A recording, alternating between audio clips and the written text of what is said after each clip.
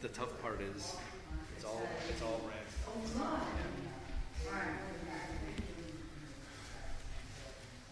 We're all set then? Yes, sir. That was left on. We had 3 hours recording Wednesday night. And I turned off the projector yesterday. We don't pay like by the time that's left on. We don't pay it. Can that be edited out? Yeah, but I don't have time to do so. Yeah. Like it doesn't matter. It's not gonna like affect anything. It's just dead air. They just turn it off. You know what I mean? Okay, it's time for us to begin our class this morning. And would you bow with me in prayer as we begin? Our Father in heaven, we're so grateful that we had such a beautiful morning to come together to worship. We're so thankful for the rain. It's a gift from you, for we've been so dry. We're mainly so appreciative of the living water that we receive from your Son and our Savior. Dear Lord, may we cherish our relationship with you and our hope of eternal salvation. And may we come together this morning as we study your word, realizing that we are eternally bound creatures. May we spend our time wisely. May we each reflect upon our own hearts and vow to be the kind of people that you would have us to be. We ask your blessing upon our study. In Jesus' name, amen.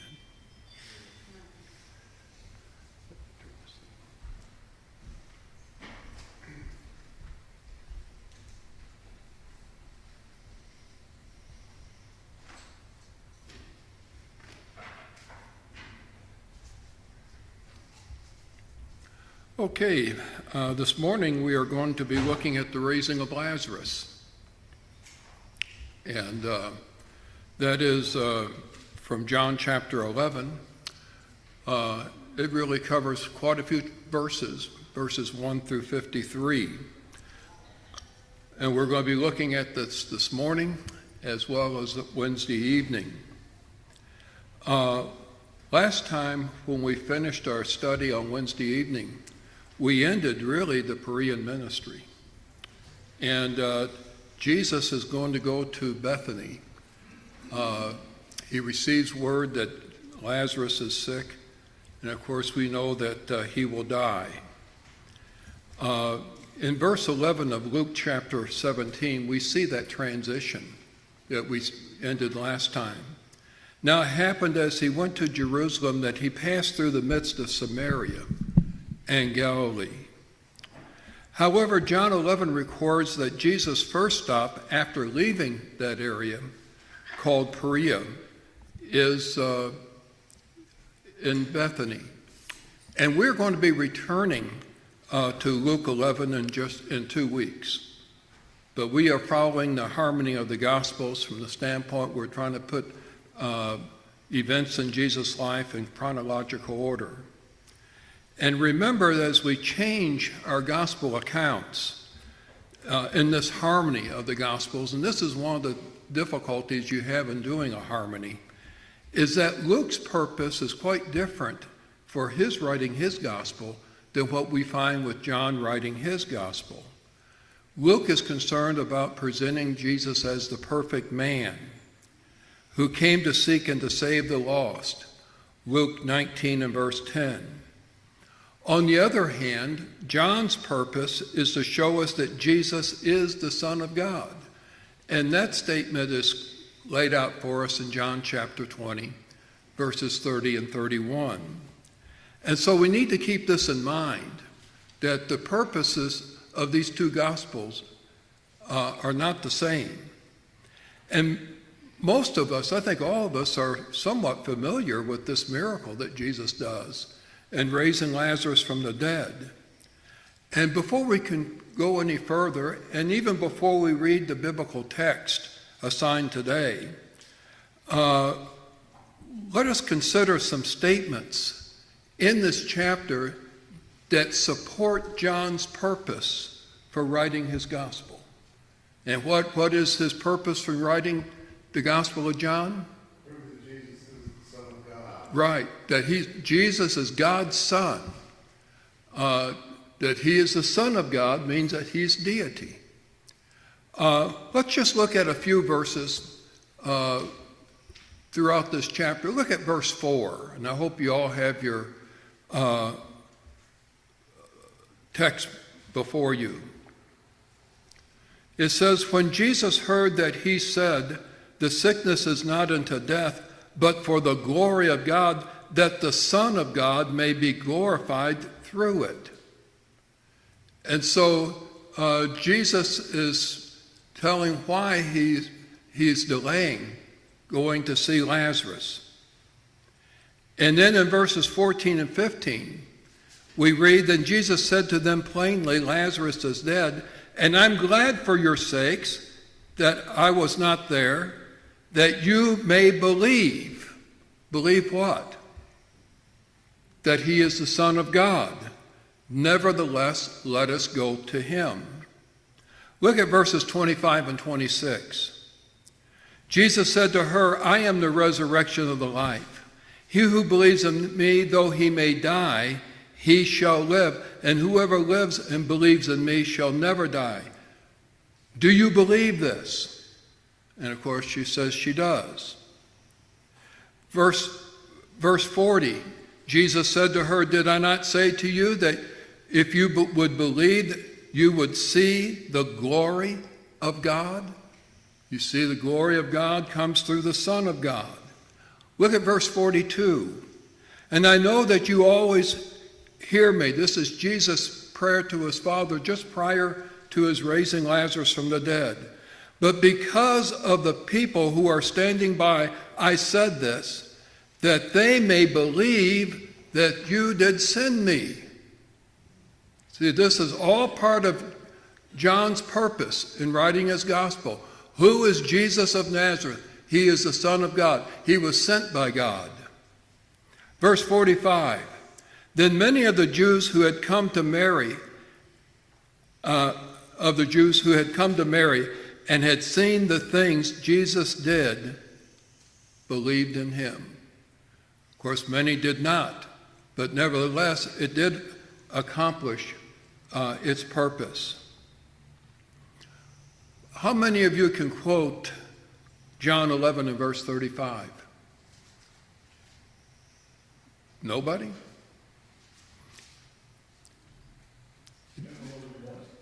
John 11:35. Jesus wept, and we can't memorize that.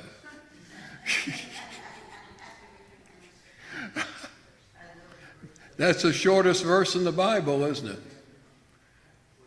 And we should know that verse. We should commit it to memory. Jesus wept. And it's John 11 and verse 35. Some consider that what we're about to study is the climactic miracle in the ministry of Christ. Well, we might say that this event, this miracle, certainly is a pivotal point in Jesus' public ministry. That's true. John 11 is one of the longest chapters also in the book of John.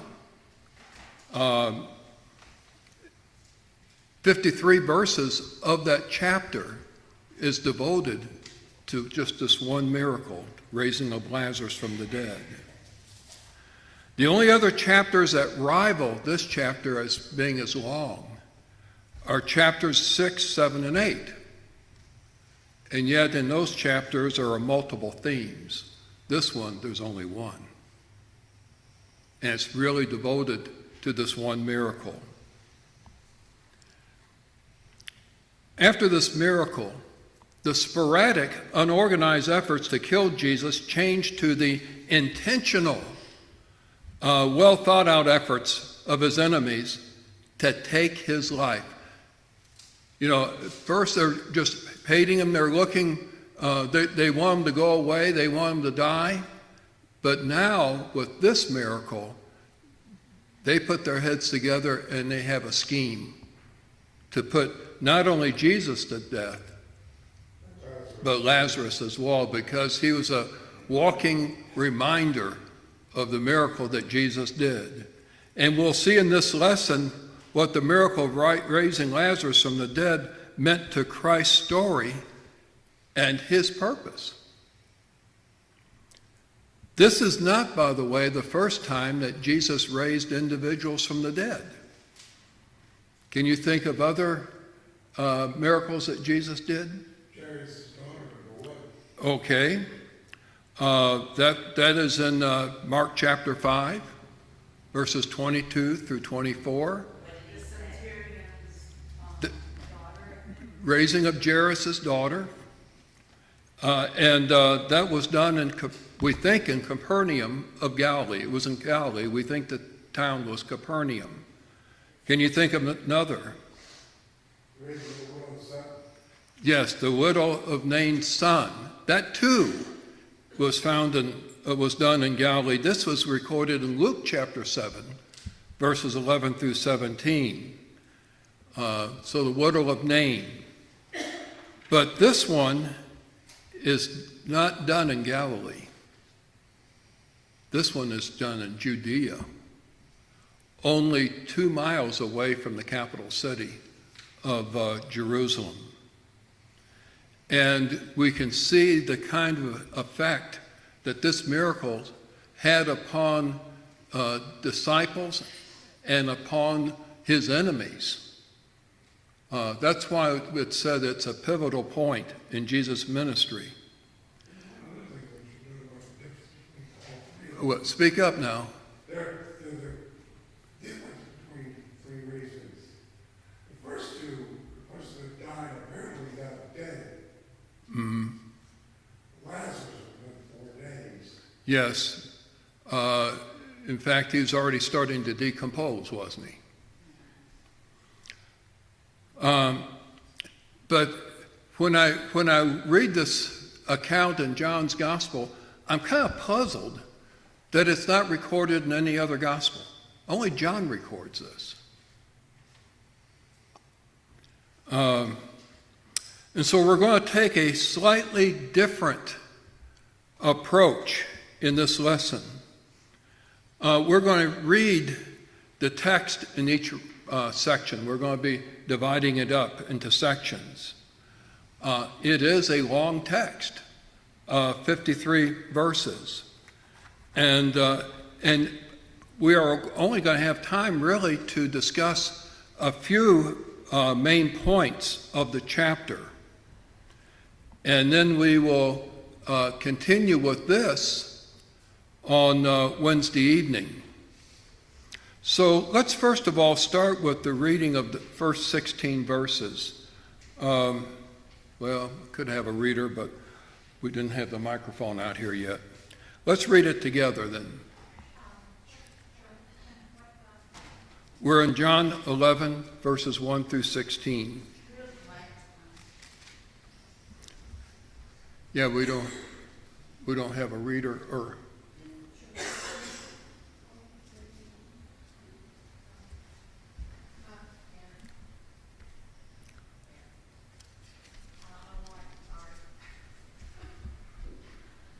Okay, John 11, 1 through 16.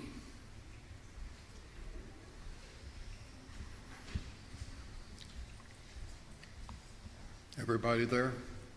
We have other people coming in. John 11, 1 through 16. It's our assigned text today. Now a certain man was sick, Lazarus of Bethany, the town of Mary and her sister Martha.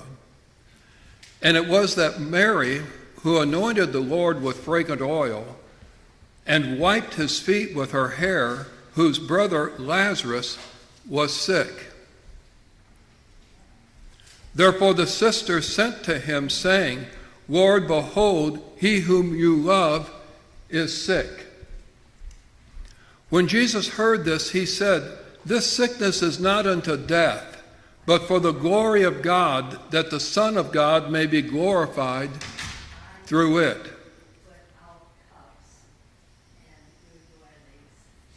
Who's talking?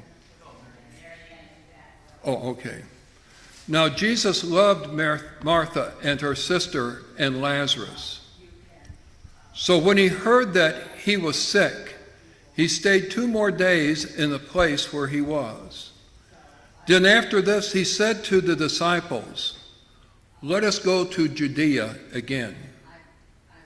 The disciples said to him, "Rabbi, lately the Jews sought to stone you, and are you going there again?" Jesus answered, "Are there not 12 hours in the day? If anyone walks in the day, he does not stumble because he sees the light of this world. But if one walks in the night, he stumbles because the light is not in him." These things he said, and after that he said to them, "Our friend Lazarus sleeps, but I go that I may wake him up." Then his disciples said, "Lord, if he sleeps, he will get well." However, Jesus spoke of his death, but they thought that he was speaking of that he was speaking about taking the rest in sleep. Then Jesus said to them plainly, "Lazarus is dead. I am glad for your sake that I was not there, that you may believe. Nevertheless, let us go to him." Then Thomas, who is called the twin, said to his fellow disciples, "Let us also go that we may die with him." Notice in verses 1 through 3 that John begins by identifying the cast of characters. Who are the 3 people?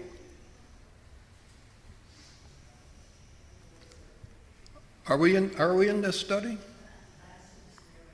Okay, Lazarus, Mary, and Martha.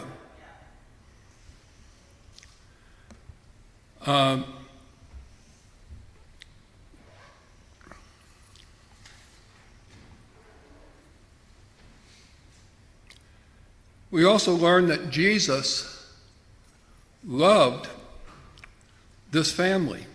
Verse 5. It's not hard to see why Jesus' statement in verse 4 may have been confusing to his disciples. What did he say in verse 4? He said, "This sickness is not to end in death." But did it really end in death? But what does Jesus call it? What did Jesus call death? Sleep, that's right. Sleep. And so it is helpful that John identifies this Mary because who washed Jesus' feet with her tears and wiped them with her hair. By the way, where do we read of that benevolent act of Mary, the sister of Lazarus? Where is that recorded in Scripture for us?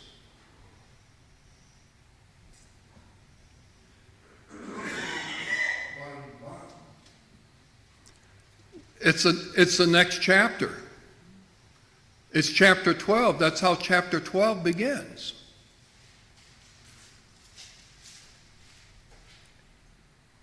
Do you see any significance of John at this particular point identifying this Mary as the Mary who washed the feet of Jesus with her tears and dried them with her hair?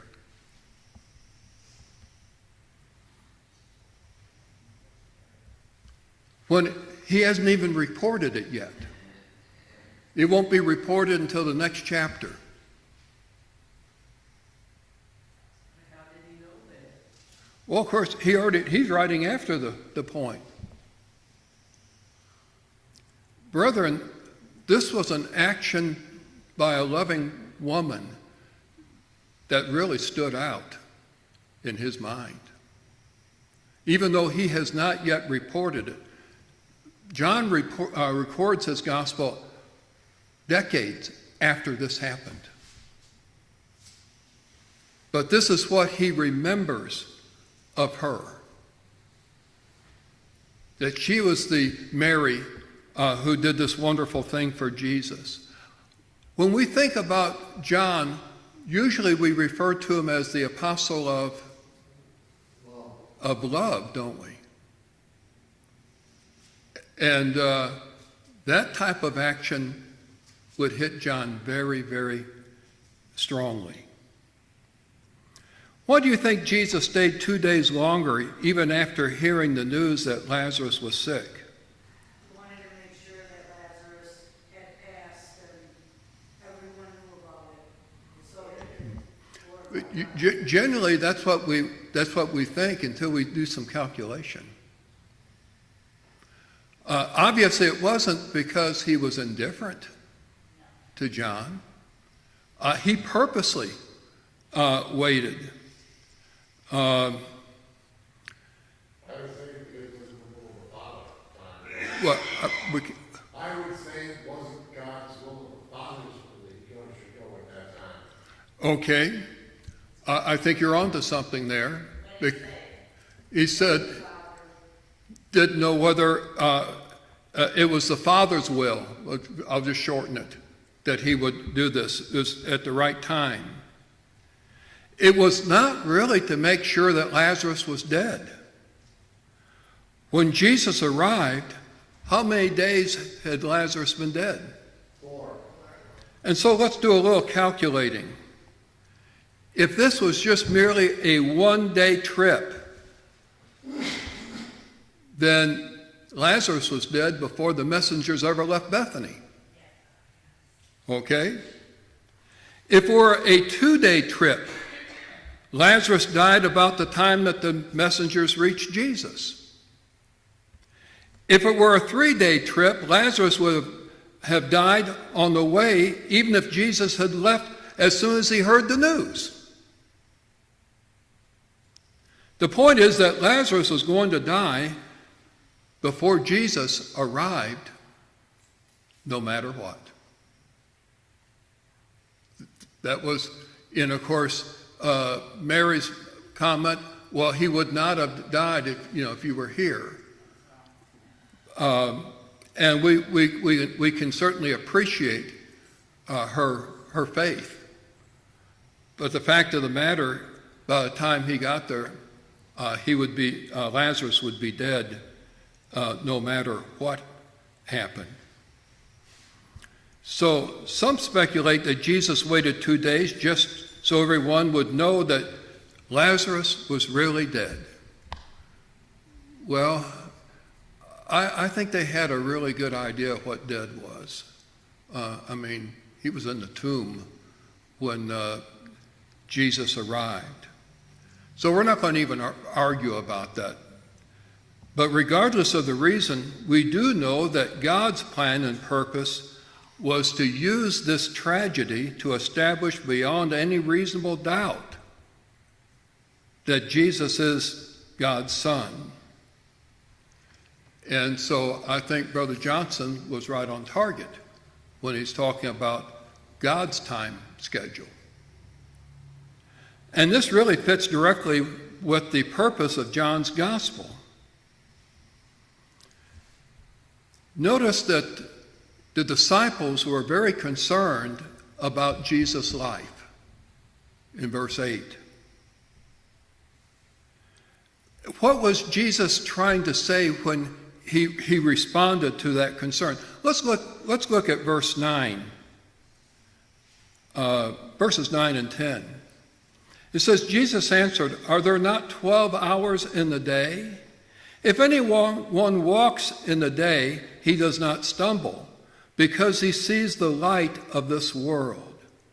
But if one walks in the night, he stumbles because the light is not in him." So, was Jesus saying that we should walk by day and hide by night? No, he was basically saying, if you have the light in you, you're not afraid to do, things in the light, versus a thief at night who doesn't want to be recognized, and therefore he does things in the dark to not be seen. Okay, so that really, we sometimes talk about walking in light and not walking in darkness. Actually, is it not the Apostle John that writes about this in 1 John chapter 1? About verses 5 through 9? So we said, well, we got to walk in the light and we don't walk in darkness. Okay, we got that fact down. But what does it mean? Yes, Brother Steve was. Notice the fact that he said the light of this world would be the sun. Mm-hmm. He's saying, if you walk by the day, the sun is providing the light for you. You can see every obstacle and avoid them. But if you walk by the night, you will stumble because you cannot see all the obstacles in front of you.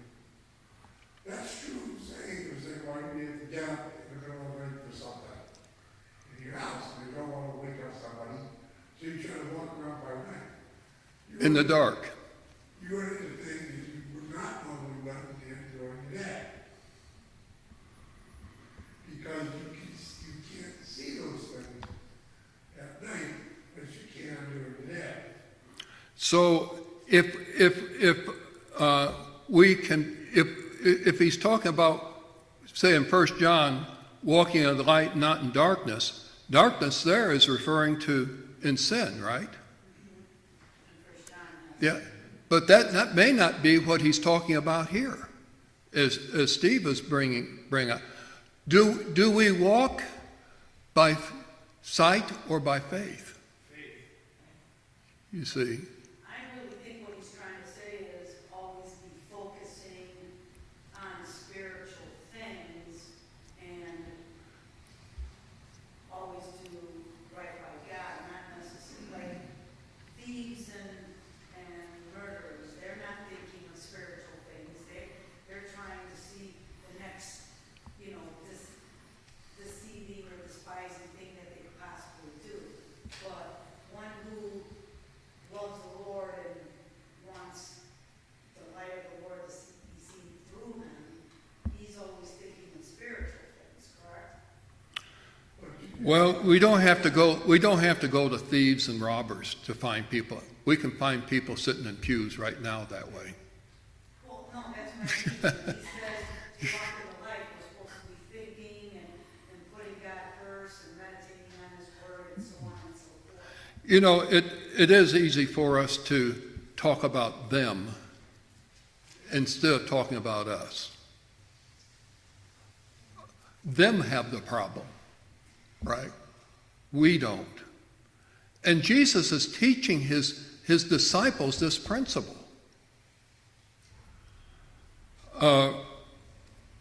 Who is directing Jesus' steps? Who made out the timetable for Jesus? That's right. He didn't do that. He's following his Father's instructions. Just think about that for a moment. We had another hand came up. Oh, okay, Steve. Even when we find the light and darkness to be used in other areas, refer to like walking by faith or the light of the gospel versus the darkness of sin. You have to be careful not to make every passage say that. That's right. You have to determine that. You have to determine that from the context. So why do we read of light and darkness referring to different things in different contexts? Because light is contrasted with darkness. That's the way he contrasts. And that's what he's doing here. Jesus was not saying to walk by day and hide by night. That would be completely contrary to what he's been teaching. Jesus knew his time was fixed. And he knew that his enemies would not determine that time.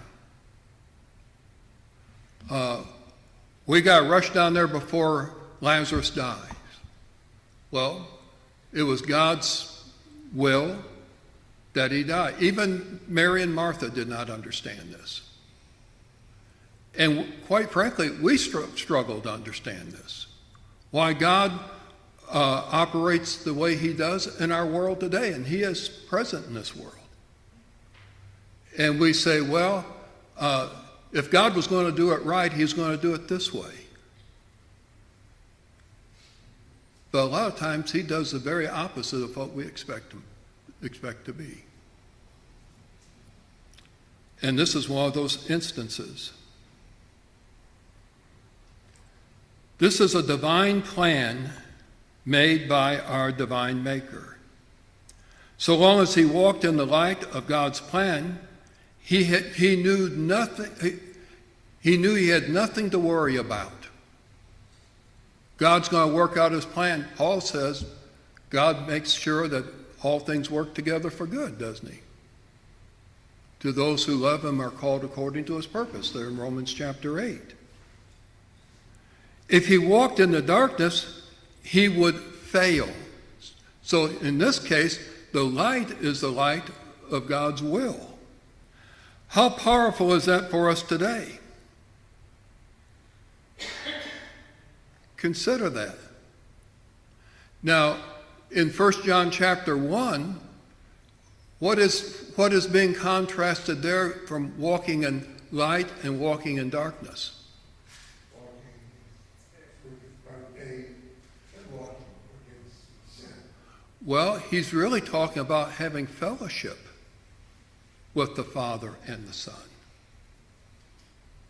And if we walk in darkness, we don't have fellowship with either one of them. So we have to be careful, and Brother Johnson was quite right. We have to be careful in considering how that phrase is being used in the immediate context. Here, Jesus is talking about God's timetable, and he's complying with that. Remember, he's trying to teach his disciples, and they already have an issue with him. What is that issue? Where does he propose to go? Yeah. You don't want to go there. Yeah. You know, they want to direct Jesus' steps. Jesus will have nothing to do with it. By the way, let's pause here for a moment. We have some visitors with us. Are you Alice's brother? What's your name? My name is Doug Edwards. You're Alice's brother, aren't you? We're glad that you're with us. She said you and Teresa's uncle. And I guess these are great nieces of yours over here. Holly and Heidi, welcome. We're glad you're here with us.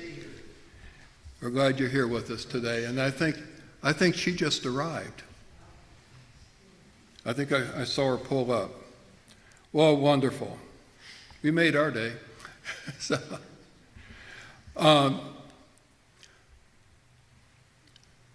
look at verses 12 through 16 once again. It says, "Then his disciples said, 'Lord, if he sleeps, he will get well.' However, Jesus spoke of his death, but they thought he was speaking about taking rest and sleep. Then Jesus said to them plainly, 'Lazarus is dead. And I am glad for your sakes that I was not there, that you may believe. Nevertheless, let us go to him.' Then Thomas, who is called the twin." Now, what you know about Thomas, does this sort of sound a little out of character with him? Yeah, he's the one who usually, was doubting because. We think of him as the doubting Thomas. And by the way, I think that is a very unfair assessment of Thomas. Because after Jesus' resurrection, none of the disciples believed that he had risen. In fact, when you read the end of Mark's gospel, I believe it's around verse 14 of Mark chapter 16, Jesus rebuked or upbraided them for their unbelief. The difference was that Thomas was absent when Jesus appeared. And he demanded empirical evidence, which he needed to be an apostle and a witness of the resurrection of Jesus. And did Jesus provide him that evidence? He certainly did. And so we have to be careful about our criticism of Thomas, because when we do, we're criticizing all the apostles. I think it's just the opposite with Thomas, and he's really an encourager for us today as we see that he challenged the evidence, he found it, and so he's telling us today Jesus is fulfilled. Yes. Just think of the contrast we already have here in this chapter. Well, we got to go to Judea. What are the disciples saying? No, you don't want to go there. Thomas says, we'll go with you. In fact, we'll die with you if it's necessary. He sort of stands above them, doesn't he? But we never think of it that way, because we get over in John chapter 20 and we remember that Thomas's words, that he won't believe unless he gets the evidence that he's demanding. Interesting. Well, should we kind of do that today with everything else that's going on in this world? Do what now? Demand, well, he wanted proof. I mean, we're told so many different things. There's a lot of lies out there. We need to have the actual, proof. What kind of proof do we receive? Bible. Yeah, we have the testimony of witnesses. Otherwise, we're wasting our time reading John's gospel. The only thing is that people won't take the time to look at the scriptures in order to get the evidence that they truly want, because they're not looking. They have to read it for themselves. Let's read a little bit further with the limited time that we have. Let's begin with verse 17, and we'll read through verse 24. Jesus was going to have a discussion with Martha. It says, so when Jesus came, he found that he had already been in the tomb 4 days. Now Bethany was near Jerusalem, about 2 miles away. And many of them, as soon as she heard that Jesus was coming, went and met him, but Mary was sitting in the house. Now Martha said to Jesus, Lord, if you had been here, my brother would not have died.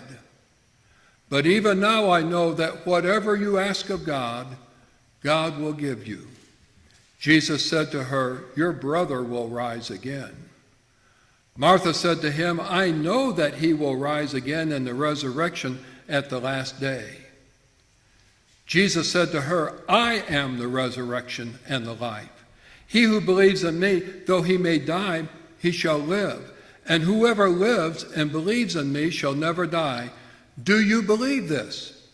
She said to him, yes, Lord, I believe that you are the Christ, the Son of God, who is to come into the world. Remember, that is the purpose of John's gospel.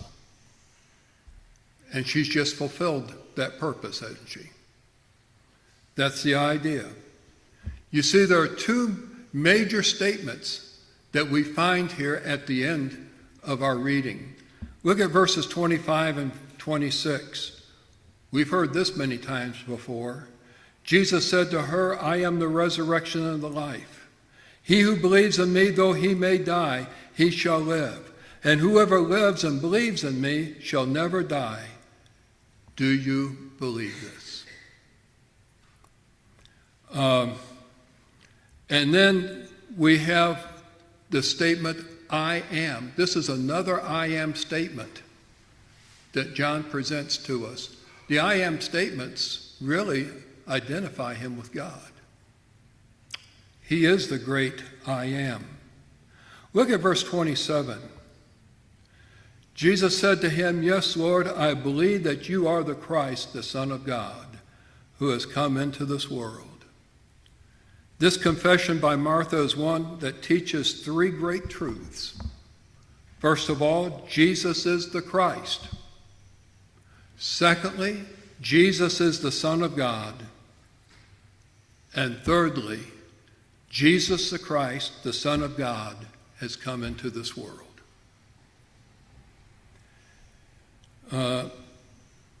It really deserves a place next to Peter's confession in Matthew chapter 16.